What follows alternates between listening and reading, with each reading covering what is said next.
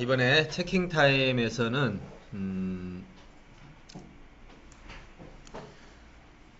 과제 쪽 살펴보는 거 하고요. 어젯밤에 강의 준비하는데 저희 아들놈이 뭐 도움을 지난번에 부탁했다고 그랬잖아요.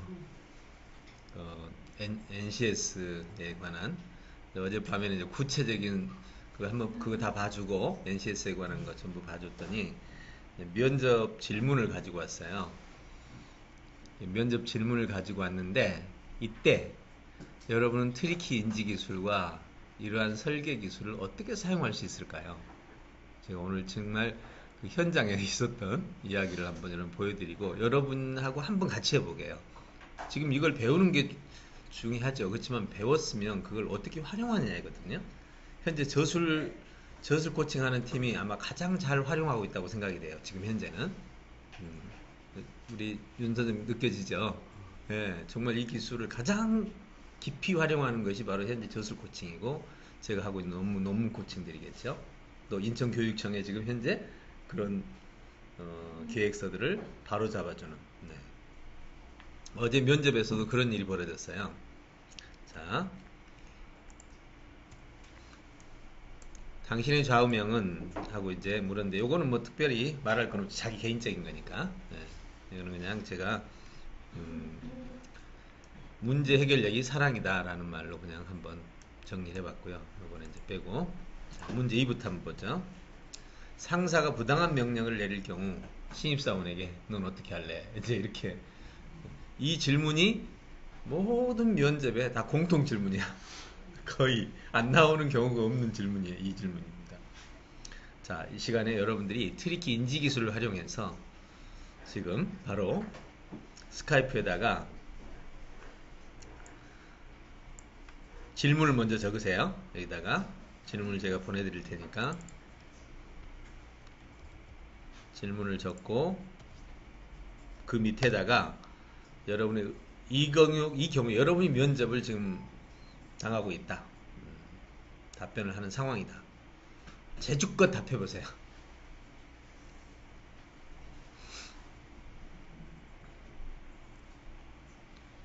제출을 먼저 하지 마세요. 이따가 제가 엔터 치면 안 돼요. 엔터 치려면 줄 바꾸기를 하려면 스페이스를 누르고 아니 시프트를 누르고 줄을 바꿔야 제출이 안 돼요. 아니면 차라리 이 질문을 가져다가 알마인드에다 갖다 놓고 거기서 쓰고 있다가 복사해서 갖다 붙이는 게 더 좋아요. 상사가 부당한 명령을 내릴 경우 당신은 어떻게 할 것인가? 자, 우리 영상 들으신 분들도 지금 작업을 해서 스카이프로 같이 올려주시기 바랍니다.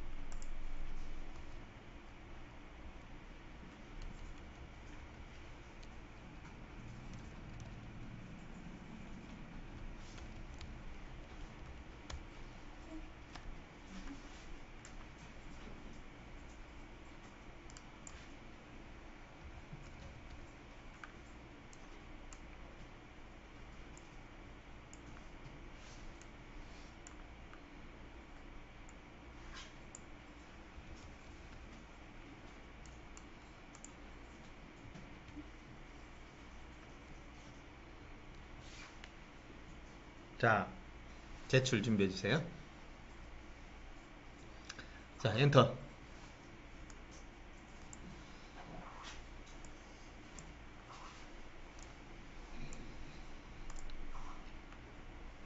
자, 그러면 같이 한번 보겠습니다. 먼저 이거 읽기 전에 제가 답변했던 거를 한번 같이 보도록 하십시다. 부당한 명령을 내릴 경우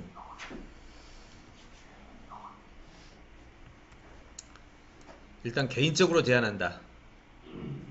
사람 데서 하면 안 되니까요. 상사니까. 상사가 내리는 거잖아요. 동료일 경우는 이게 필요가 없겠죠. 개인적으로 제안을 하는데 진정성을 전달하고 제안서형으로 제출한다. 진정성 없으면 이게 뭘 줘도 다 뭘 줘도 안 통과돼. 그 다음에 이 제안서에는 명령의 상위 개요를 파악해야 된다. 회사의 문제가 뭐냐, 회사의 목표가 뭐냐, 회사의 상황이 뭐냐. 부당한 명령이라는 말은 지금 이거에 안 맞는다는 거거든. 이거에 안 맞기 때문에 부당한 거지. 그 다음에 세 번째, 명령의 상위와 즉 이 상위 개요와 불일치하는 것을 제시해 주는 거예요. 목표와 불일치, 상황과 불일치, 불일치한 상황을 제시해 줘요. 이게 이제 흔히 말하는 꼼짝달싹 못하게 만드는 거예요. 앞에서 진정성이 전달이 됐고, 그 다음에 이제 해당 명령과 동류 대안을 파악을 해요. 동류 대안. 그러니까 상사님의 이 제안은 틀렸습니다. 이러지 말고 동류형의 제안을 전달해가지고 이 문제를 푸는 데는 이 방법 말고도 이런 게 있습니다. 그 다음에 각 대안별로 장단점을 분석해줘. 마지막 선택은 상사가 하도록 넘겨줘. 어때요? 멋지죠? 네. 이런 부가지고 있으면 진짜 그죠? 안아주고 싶죠? 네? 그렇죠. 안 뽑을 거예요?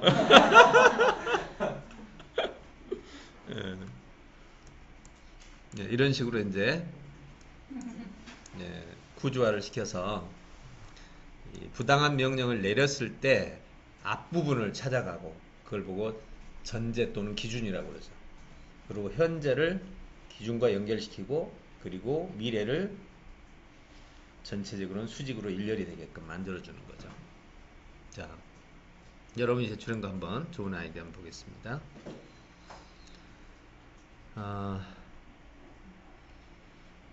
고현숙님, 부당한 명령이 사소한 거일 경우, 이 상사의 명령이 조직 누구간에 영향이 클 경우, 그 다음에 두 가지 경우에만 경우를 뽑았습니다.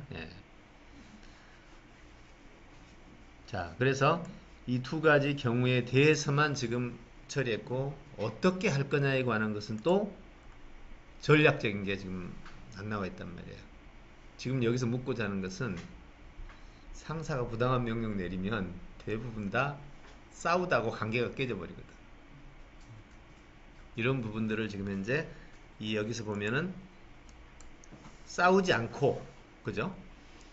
그 다음에 상사의 명예를 대안까지 세워서 본인이 선택하게끔 만들어주고, 얼마나 상사가 좋아하겠어요. 자기 걸로 가서 발표할 수도 있잖아. 이렇게 만들어주는 것이 필요하다. 이제 이렇게 보는 겁니다. 먼저 분석을 한다. 연학님, 분석하고 규정에서 볼 때 부당한 것인가, 개인적인 불당한 것인가, 개인 판단의 상승명에 따라야 된다. 그래도 상당히 기준을 잡았네요. 김경숙님 답변 일단 명령 알았다고 이야기하고 물러난다. 그리고 나의 의견을 여기 설득해 본다. 굽히지 않을 경우 다시 제고를 한다. 직접 하게 한다. 왜 그런 명령을 하는지 해야 할 이유, 도움 제시. 공개적 상황, 수고하는 태도, 입장을 이렇게 한다. 그 다음 비공개적 상황에서 요거를 접근한다. 부담, 개인적인 부당함의 경우, 회사에 손해가 나는 경우, 범법 행위인 경우 나눠졌습니다. 상사의 진행을 파악해서 공적인 경우, 사적인 경우, 수용, 술자리에서 누구예요? 그 다음에 대현이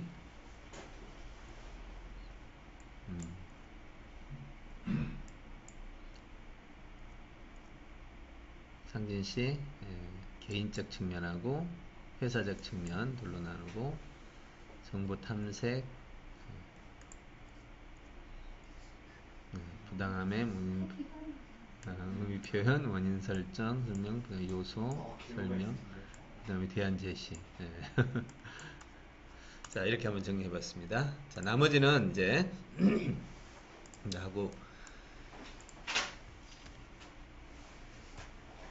당신이 면접관이라면 어떻게 면접할 것인가 이렇게 하나씩 우리가 풀어가면서 정말 인지기술을 동원해가는 겁니다. 이런 경우에 자 이제 말로 해보겠습니다. 여러분 구두로 당신이 면접관이라면 어떻게 면접할 것이냐 그 면접 현장에서 말하고 있잖아요. 그랬을 때 자 누가 먼저 말로 그냥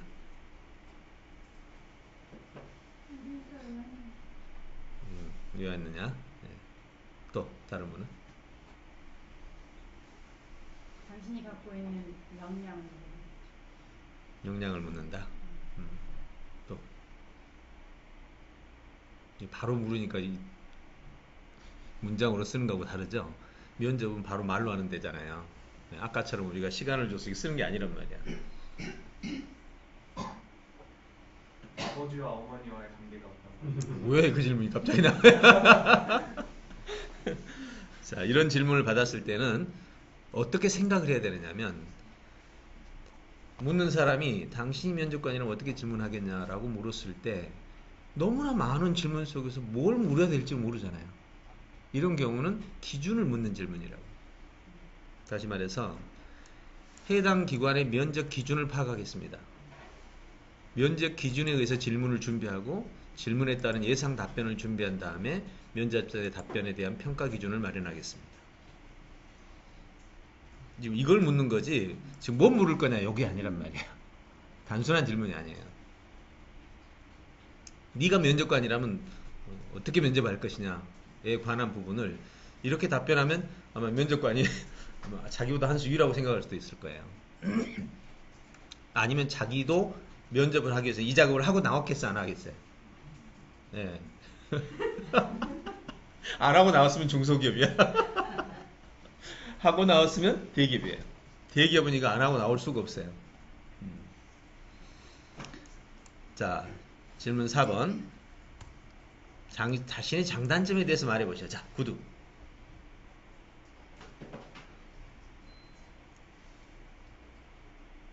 은정씨? 자신의 장단점에 대해서 말해보시오. 라고 면접관이 물었어.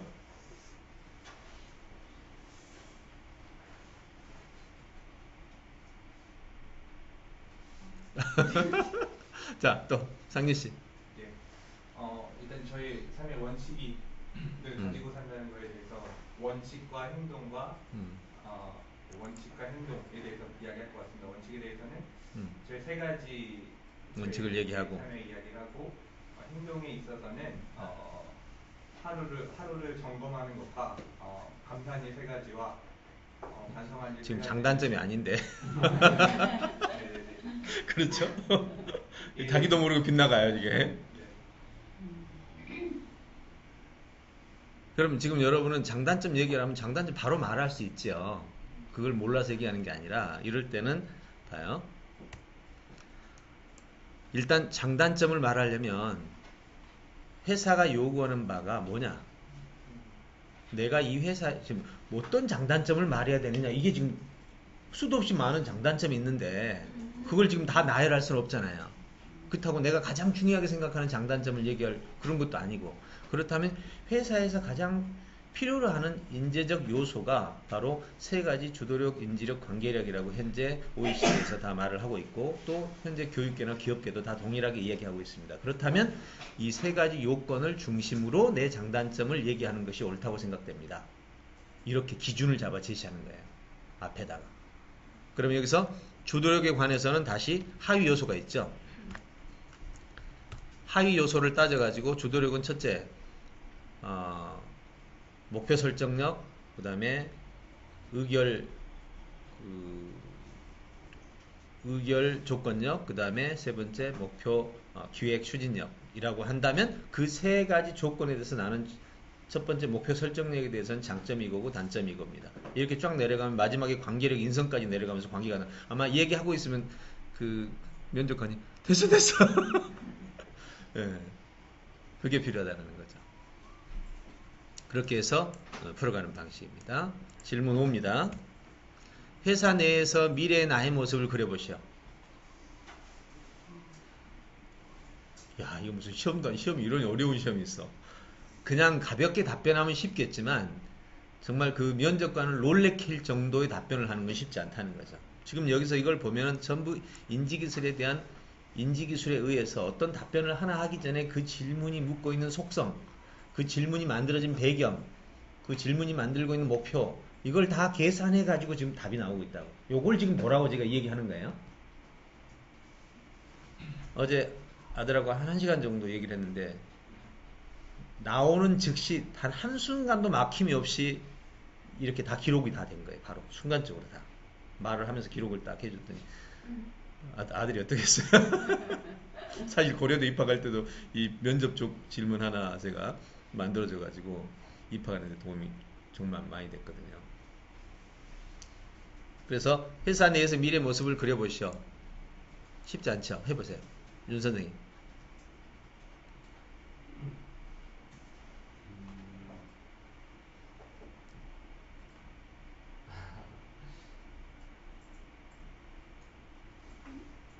어렵죠? 그냥 일상적인 거야 답변이 쉽죠. 지금 일상을 넘어선 지금 시험관을 놀래킬 수준으로 답하려면 쉽지는 않은 건데, 첫째, 전제. 먼저 회사 내에서 미래 나의 모습을 그리려면 먼저 대전제가 있어야 됩니다. 그 전제는 바로 회사의 성장과 나의 성장의 관계성입니다. 즉 회사가 성장하는 것이 곧 나의 미래하고 관계가 된다는 뜻이죠. 이렇게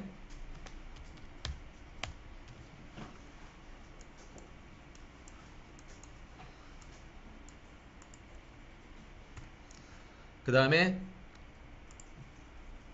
그 성장 관계성이 있는데 이거를 방법으로 정리한다면 회사의 기본 승진 구조와 회사의 공로 승진 구조를 가지고 생각해야 된다고 봅니다. 왜냐하면 기본 승진 구조는 내가 어떻게 노력한다 해도 기본 승진 구조를 따라갈 수밖에 없기 때문에 나의 모습은 그 예상된 질서 속에서 승진이 된다고 봅니다. 그래서 회사의 공로 승진 구조로 간다면 지금부터 저는 그래서 나의 모습을 미래에 그리기 위해서 회사에서 문제가 되고 있는 것을 붙잡고 개인적으로 회사 외에서 개인적으로 연구를 몇 년을 하겠습니다. 그리고 이것이 회사에 큰 공로가 기여된다면 내 모습은 일반 직원들이 성장하는 것이 아니라 10년 후에 내 모습은 이 회사의 하나의 그 분야를 책임지는 수장이 될 수 있으라고 생각합니다. 여기까지 다 얘기를 해줬거든요. 요렇게. 그래서 대전제를 설정할 줄 알아야 돼요. 항상. 질문이 나오면 질문은 그 질문 위에 구조가 있고 아래 구조가 있어요. 그래서 항상 이 구조를 먼저 찾아내야 아래 구조가 패턴화돼요. 안 그러면 패턴이 안 나옵니다. 그냥 여러분은 교통수단이 뭐가 있어? 그러면 자동차, 버스 이렇게 말하는 꼴이 돼버리는 거죠. 근데 상위 구조를 생각하는 사람들은 위로 딱 올라가는 교통수단에는 크게 위로 올라가는 거죠. 자동차들, 버스 이걸들을 합쳐서 육상교통, 해상교통 이렇게 나눈다. 이런 식으로 상위 구조를 생각하게 됩니다. 질문 6번. 신입사원의 올바른 태도는? 자, 구드로. 우리 신입선생님 들어왔어요.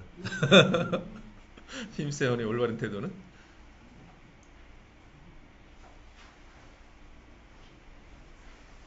저희 같은 경우는 이제 일단 학생들의 욕구와 그걸 충족시키는 선생님이 되려고 수업을 열심히 연구하고 그리고 자기 개발 열심히 하는 거죠. 그러면 이제 한 분야밖에 말 못한 거예요. 네. 왜냐면 동료 관계, 윗사람 관계, 아랫사람 관계 뭐 등등이 다 연결이 돼 있잖아요. 이럴 때는 이제 회사의 지침을 파악하고 실행한다. 이것이 가장 기본이야. 예, 이걸 기본적으로 따르고 비지침 영역에서 나는 문제를 찾아내고 연구하고 해결하겠다. 그러면 가장 기본적인 지침은 그대로 통과가 되는 거고, 두 번째 영역에서는 회사에서 바라지도 않았던 거를 기여할 수 있는 쪽으로 가겠다. 이렇게 되는 거고요. 질문 7번. 회사가 요구하는 공통적인 인재상은? 이거는 이제 아까 주도력, 인지력, 관계력을 가지고 끌고 나가면 되겠죠. 근데 이때 나갈 때도 하위 요소까지 끌고 나가줘야 돼요. 그 다음에 질문 8번. 자신이 잘 모르는 분야를 상사가 시켰을 때, 자, 어떻게 할까요? 어떻게 찾아낸다. 이렇게 했을 때 일단 제일 먼저 자신의 상태를 정직하게 말한다. 현재 내가 이 지금 일에 대해서는 내가 알고 있는 것은 10에서 20% 정도다. 그렇지만 일의 추진 과정을 기획서로 제출하여 승인받는다고 말할 것. 그 다음에 정확한 기획서를 작성하여 제출해서 상사가 결정을 내리도록 할 것. 이러면 상사가 어때요? 완전 만족이죠. 네.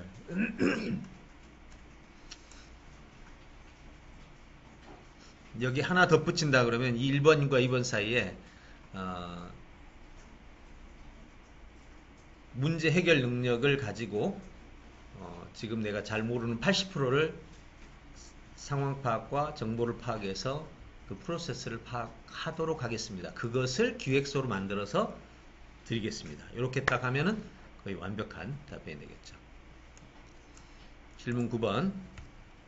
커뮤니케이션은 무엇인가? 이런 질문이 나왔을 때 어떻게 답할까? 제가 진짜로 그랬거든요. 오, 진짜 있었어요? 그러니까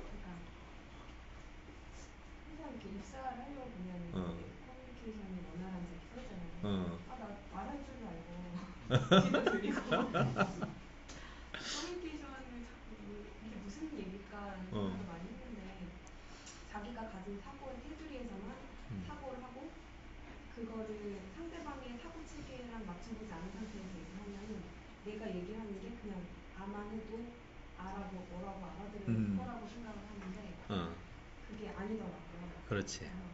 내가 말한 게 충분히 그 사람한테 이해가 됐는지 그리고 그 사람이 말한 게 그것을 내가 이해한 게 정말 그 사람이 말한 의도대로 내가 이해를 한 것이 맞는지를 계속 여러 측면에서 확인을 해야 돼요.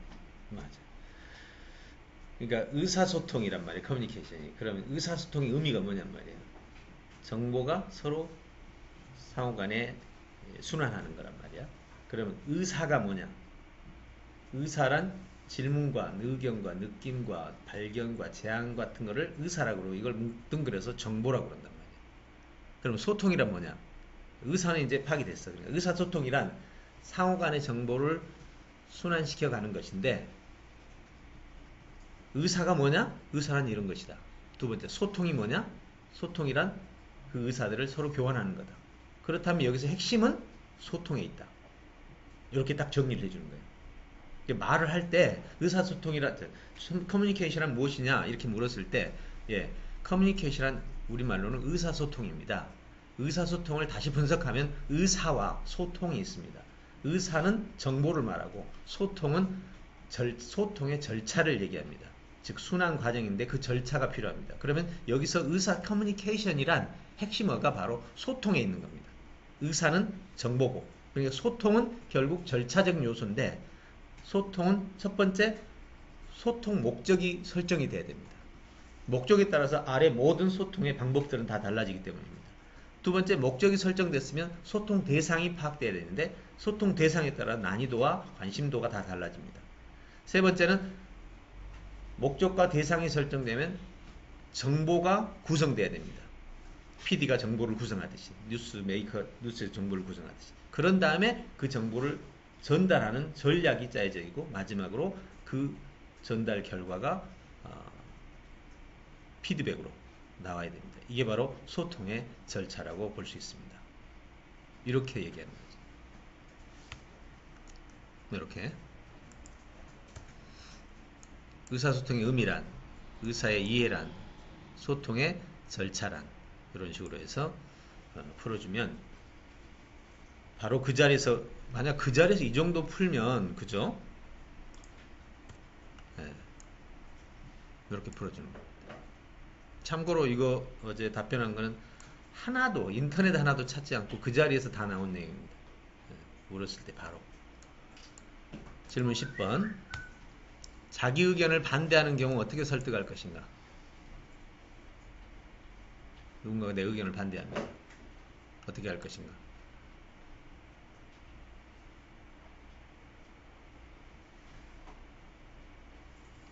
네.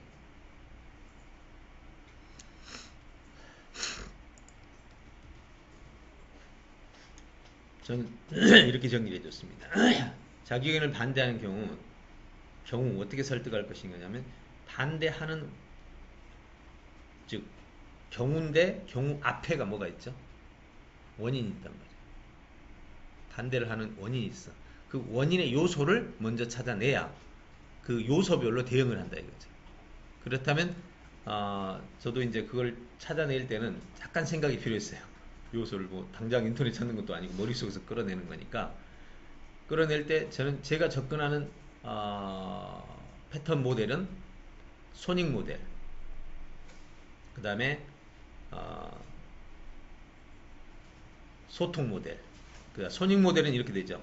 제일 첫 번째가 반대하는 경우는요, 옳고 그르고를 떠나서 내가 손해보면 반대합니다. 모든 일반인이 다 그래요. 내가 손해볼 것 같으면 저 사람이 오라도 반대해요. 다른 명목으로. 기득권의 피해죠. 두 번째, 내 명예에 특별히 뭐 손해내는 건 없는데 내 명예에 좀, 그것도 손해긴 하지만 그 일반적으로 생각하는 물리적 손해는 아니거든요. 명예에 손상이 오는 경우. 세 번째는 지금 이 사람이 이 말을 못 알아들어. 저 사람이 설명을 잘못했던 의사소통의 문제예요. 네 번째는 저 사람이 마음에 안 들어. 네. 이걸 보고 이제 관계적 오해라고 하죠. 네 가지 종류의 원인을 찾을 수 있죠. 그래서 네 가지 원인을 찾아낸 다음에 두 번째 원인별 해결안을 제시합니다. 그렇다면 원인별 해결안은 어떻게 되느냐? 네 가지 원인을 찾아내고 원인별로는 1, 2번은 거래형입니다. 1, 2번은 거래형이야. 다시 말해서 딜을 잘해야 돼. 이 사람이 손실이 있기 때문에 다른 걸로 보상을 해줘야 된다 이 말이야. 뒤에 두 개는 해결안이 필요하죠. 이거는 무지, 즉 소통이 오르니까 정보를 더 정확하게 제시해줘야 되고, 관계적 오해니까 이거는 며칠 술 좀 마시고 좀 해서 관계를 풀어가야 되는 거죠. 네, 이렇게 해서 대안을 제시해줄 수 있습니다. 자, 그 다음 11번. 리더로서 갖춰야 할 역량은? 자, 이럴 때는 어떻게 답하면 좋을까요? 역량은이라고 바로 물어버렸어. 그럼 역량을 바로 제시해야 돼, 이럴 때는.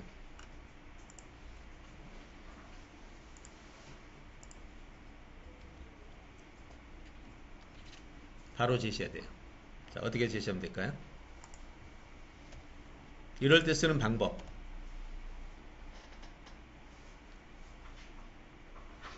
메인 패턴을 하나 가져와야 돼요.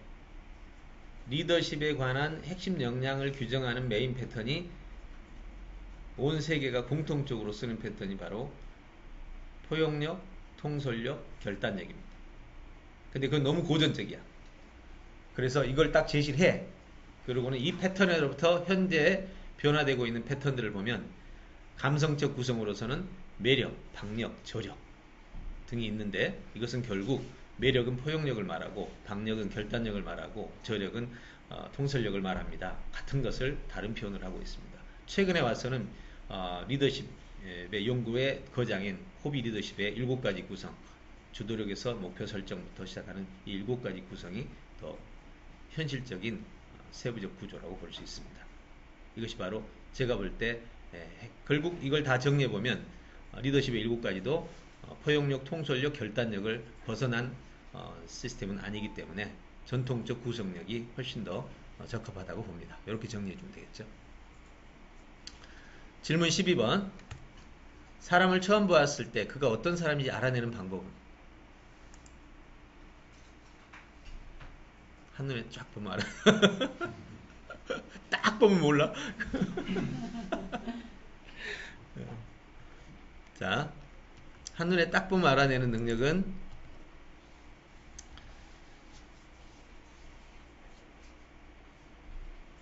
저는 이렇게 말할 겁니다. 남한 사람이 북한의 역사를 한눈에 딱 알아볼 수 있는 방법이 뭘까요? 이게 이제 유사 해결안인데요. 그래가지고 다시 일이 돌아오면 돼요. 제일 먼저 내가 모르는 사람을 딱 봤을 때 제일 먼저 작동하는 것은 내 선개념이 작동한다는 거. 그래서 첫 번째는 자신의 선개념이 뭔지를 파악해내는 것이 저는 그가 어떤 사람인지를 아는 것보다 내가 어떤 사람, 내가 어떤 걸 좋아하고 내 기호가 뭔지를 알아야 저 사람은 정상인데 내 기호 때문에 정상이 아닌 것처럼 볼 수 있는 게 허다하지 않냐. 결국 내 선개념을 파악하는 것이 우선이라고 본다. 두 번째는 상대의 속성을 파악해야 되는데 결국 속성을 파악하려면 기준이 필요하다. 자, 어떤 사람인지를 보려면 사람을 구성하고 있는 3요소가 결국 주도력, 인지력, 관계력이니까 이 세 가지를 가지고 어떤 사람에 대한 항목을 설정하는 것이 좋을 것 같다. 그 다음에 세 번째, 하위 항목의 각 분야별 세 가지 역량을 가지고 인지력의 세 가지 이해, 사고, 표현을 가지고 이해력은 어떤 수준인가, 그 다음에 사고력은 어떤 수준인가, 관계력에 갔을 때는 그 사람의 정직성은 어떤 수준인가, 그 사람의 전중성은 어떤 수준인가, 협력성은 어떤 수준인가로 이렇게 항목별로 물어 내려간다면 가장 정확하게 평가할 수 있지 않을까 싶습니다. 안 그러면 내 개인적인 선개념에 따라서 사람을 판단하게 되기 때문에 이 방법이 훨씬 더 객관적으로 볼 수 있는 방법이라고 생각합니다. 이렇게 정리해줘. 여러분 MBC 그때 다큐에서 면접하는데 뜨거운 커피를 들고 올라가게 하고 차가운 커피를 들고 올라가게 해서 가도 결과가 다 동일하게 나오잖아요. 뜨거운 거 들고 온 사람 다 합격시키고 찬 거 들고 온 사람 다 불합격시키고. 그 문제는 사실 간단하게 해결할 수 있거든요. 면접하는 사람들에게 불합격, 합격을 결정해주는 기준만 줬더라면 그렇게 안 하거든. 기준을 안 주고 그냥 너는 어떻게 할 거냐라고 물었을 때 그냥 여기 온도에 영향을 받아버린 거지. 근데 기준을 줬더라면 그렇게 못하죠. 예, 이 사람의 주도력의 하위 요소 이거에 대해서 이렇게 됐을 때는 몇 점. 이거는 이제 영향을 안 받는 거죠. 그래서 이렇게 하는 방법이 있다라는 거. 그 다음에 13번. 신입사원으로 이 사람과 관계를 어떻게 가질까? 자, 신입사원으로 이 사람과 관계. 이런 거는 어떤 식으로 접근하면 좋겠어요? 이 사람과 관계를 어떻게 가질까?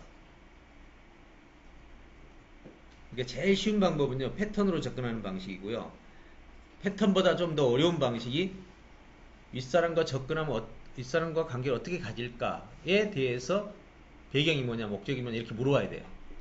이렇게 물어오는 거는 사고체계가 잘 돼 있어야 돼. 패턴으로 접근하는 것은 상당히 빠르죠. 자, 이 사람과의 관계를 어떻게 가질까라고 말하면 관계잖아요. 그럼 관계면 우리 주도력, 인지력, 관계력에 속해. 관계력의 국가에서는 7가지를 제시하는데 제가 제시하는 건 3가지로 제시하잖아요. 그래서 정의성, 존중성, 협력성. 그러면 이 3가지 패턴을 가지고 접근하면 훨씬 더 접근이 빠를 거라고 봅니다. 라고 먼저 패턴을 먼저 제시해 주는 거예요. 그리고 정의성을 가지고 정리한다면 정의를 제한 후에 상사가 판단한다. 즉 이거는 상사를 존중해 줘야 하기 때문에 정직성, 옳은 걸 제시하면서도 상사가 판단하게 해준다. 존중성은 동료죠. 진정성을 가지고 접근해서 정체성 존중과 의사 존중을 구분해서 선정한다. 협력성은 의도성과 명목성을 가지고 의도가 옳다면 진정한 협력을 하되 명목만 제시한다. 즉 욕심을 챙기기 위해서 명목을 제시한다면 수정형 제한이 필요하다. 이렇게 관계를 갖는 것이 좋을 것 같다. 이런 식으로 구조화시켜서 정리해주죠. 14번 회사에서 원만한 대인관계를 어떻게 할 것인가. 대부분 보면 이런 게 참 많죠. 예. 그럼 저는 이제 이렇게 답변합니다. 원만한 대인관계를 하려면 여기서 핵심 포인트는 어디예요? 대인관계죠. 대인관계라면 대인이 누구냔 말이야. 상대잖아. 상대는 어떻게 나누죠? 상사, 동료, 부하란 말이야. 이렇게 제일 먼저 관계를 설정해 주는 거죠. 관계의 구분. 그죠? 그 다음에 관계의 조건에서는 다시 똑같은 패턴이 나올 수 있죠. 그죠? 정의성에서는 다시 상사, 동료, 후배, 존중성 상사, 동료, 후배가 따로 나오겠죠. 정의성의 상사는 상사 판단이고 동료 관계는 토의 토론이고 후배 관계는 지침 제시고 존중성에서는 진정성이고 동료 관계는 여기 관계에서 여기 존중성은 다 진정성입니다. 협력성은 상사일 경우, 의도성일 경우, 명목성일 경우, 의도성이고 명목성, 의도성, 명목성 나눠서 설정을 해줍니다. 그러니까 이게 기준이 하나 잡혔잖아요. 그 다음에 여기에 조건의 기준이 잡혔어요. 그럼 이 두 개가 엮여지면서 아래 하위 요소가 나오게 되는 거예요. 그렇게 어려운 게 아닙니다. 이게 두 가지 조건이 얽히면서 둘이 합쳐지면서 뒤에 대안이 나올 때 이런 방식으로 진행이 된다. 이걸 생각해가지고 외워갖고 할 필요가 없는 거예요. 이거는. 예. 대상이 나눠지고 조건이 나눠지면 그 두 가지를 엮여가면서 같이 풀어가면 정확한 답이 나옵니다. 그 다음에 마지막 질문 15번. 이 사람과 트러블이 발생할 시 어떻게 할 것인가. 네. 자, 그러면 이렇게 답변했습니다. 트러블의 핵심은 윗사람이 싫어하는 거죠. 싫어하는 것의 요소를 파악해야 되겠죠. 네 가지 요소. 기득권, 명예손상, 속량, 역량 부족, 관계 부족. 역량이 부족하다는 말은 내가 역량이 부족해서 이 사람이 싫어하는 거지. 역량이 뛰어나도 싫어할 때가 있습니다. 근데 그럴 때는 관계성이 부족한 거지. 그죠? 역량이 뛰어나고 관계가 좀 좋아해요, 안 좋아해요? 역량 뛰어난 사람이 나를 진짜 돕는다. 너무 감사해야죠. 근데 역량이 뛰어난 놈이 나를 해친다. 그럼 미운 거죠. 이 확인된 요소에 대한 나의 교정 계획을 수립하고 교정 계획의 실행을 통한 해결을 하는 과정이다. 이렇게 해서 트러블이 발생하면 이 화등기 중에 내가 기득권을 지금 상대방에게 손실을 줬다. 그러면 그 부분에 대해서 실행 해결책을 줘야 되겠죠. 각각 어떤 부분이 부족한지를 찾아서 역량이 부족하다. 어떻게 해결하면 좋겠어요? 내 역량이 부족해서 싫어해. 그 역량은 금방 채워지지가 않잖아요. 그럴 때 쓰는 방법이 충성입니다. 충성이라도 해서 그러잖아요. 역량 부족할 때는 충성이라도 해서 잡아줘야 되는 거죠. 요렇게 정리를 해줍니다. 자, 설문 한 15개, 질문, 면접 질문 15개를 하나에, 이게 지금 그 아들놈이 면접 책을 몽땅 분석, 얼마나 이 책을 많이 몰라요. 몽땅 분석해가지고 나올 만한 걸 다 뽑아내서 예측한 내용입니다. 이게 다른, 아마 여러분들 자녀들에게도 혹시 필요하다면 이게 정말 면접에서 엄청 도움이 되는 그런 답변일 거예요. 보통 이런 답변이 이렇게 딱 들어가잖아요. 이렇게 긴 답변 들어가면 딱 몇 개 딱 들으면 벌써 됐어. 네. 벌써 손 뗍니다. 우리 아들이 고려대 들어갈 때 너 이 학교 왜 지원했어? 요 질문을 꼭 나올 것 같아. 그래서 나한테 물어봤거든요. 그래서 제가 이렇게 답변해 줬죠. 야, 너 이 학교 왜 들어왔어? 라고 묻는다는 말은 그 면접관이 이 학교에 대해서 네가 얼마나 알고 있느냐, 즉 네가 들어올 만한 이유를 얼마나 가지고 있는지를 지금 묻는 거잖아. 그러면 먼저 학교를 분석해봐. 그래서 학교는 어떻게 구성되어 있냐? 먼저 경영진이 있다. 그 다음에 교수진이 있다. 그리고 학교 시설이 있다. 그 다음에 학교 교육과정이 있어. 그리고 학교 운영 전략이 있어. 경영 전략이 있다. 자, 이것만 가지고 해보자. 자, 첫째, 현재 경영진이 누구냐? 서울대하고 비교했을 때 어떤 경영진이 더 효율적이냐? 더 운영을 효과적으로 하고 있냐? 서울대는 뛰어난 사람이 뽑히긴 하지만 매우 보수적이고, 여기는 고려대는 개방적이지 않냐? 이 개방적인 것에 나의 가능성을 더 줄 수 있지 않냐?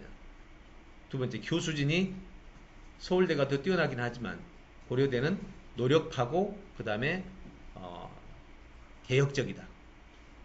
이것은 나에게 있어서 훨씬 더 내 부족함을 메울 수 있는 좋은 방법이지 않냐.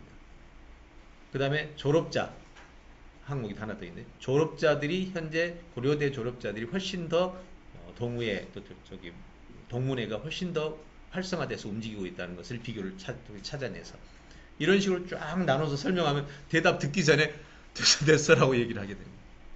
네, 이런 식의 이제 완전 트리키형입니다. 이게 지금 완전 트리키형의 질문 체제를 답변 체제를 가지고 접근하는, 이런 게 제가 말하고 싶은 이야기의 핵심이야. 여기서 배운 거 가지고 그냥 놀리지 말고 그야말로 일상생활에서 이런 모든 것에 쓴다는 거죠. 그걸 얘기하고 싶어서 오늘 어젯밤에 1시간 동안 아들 좀 도와주느라고 했던 건데 마침 생각이 났어요. 그래서 제가 원래 말로 하고 끝내려고 그랬는데 사실 이 생각이 났어.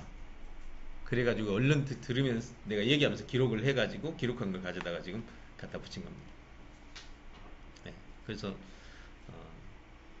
3키 인지기술을 배워서 얼마나 효과적으로 쓸 수 있는가를 아까 인천교육청에서 보여주는 형태든지 저수에서 보여주는, 저는 그야말로 제 삶이에요. 이게. 네, 그냥 눈만 뜨고 입만 열면 모든 것이 그렇게 가고 있다. 그러니까 가는 데마다 엄청 도움이 되죠. 왜 안 되겠어요? 네. 여러분에게도 이런 현실적인 역량과 활용이 좀 됐으면 좋겠다 하는 것이 제 생각입니다. 어때요? 도움 좀 됐나요? 네. 예, 당장 아이들이 있으면 꼭 필요한 부분입니다. 예, 가서 알려주시면 면접에 많이 사용이 되리라고 생각합니다. 아이들한테 먼저 이걸 알려주지 마시고요. 아이가 먼저 답하게 하세요. 그런 다음에 이거를 보여주면서 비교하고, 네. 그렇게 해서 설명해주고 훈련시킨다면 정말 도움이 많이 되겠다라는 생각이 듭니다. 자, 오늘 이거에 대해서 한번 윤 선생님 느낌 한번. 저는 불시의 상황 속에서 자기의 의사를 상대방이 원하는 쪽으로 제시해 주기 위해서 교수님께서는 패턴이 이제 머릿속에 있으시잖아요. 보통 사람들은 그런 거에 관점이나 기준을 세우지 못하고 그렇죠. 중근한 방식으로 대답을 하게 되는데, 그런 것들을 먼저 가지고 있는 것의 필요성을 느꼈고요. 그러려면은 많은 정보, 기존 지식도 많이 필요하고, 그리고 내가 뭘 정보를 습득할 때 그런 관점으로 습득해야 될 필요가 있는 것 같아요. 무작정 읽는 것이 아니라 그런 개념을 가지고 관점을 세우고 패턴을 익히고 그런 노력들이 있을 때 어떤 상황이 와도 그렇게 분석해내고 대응할 수 있다는 생각이 들었습니다.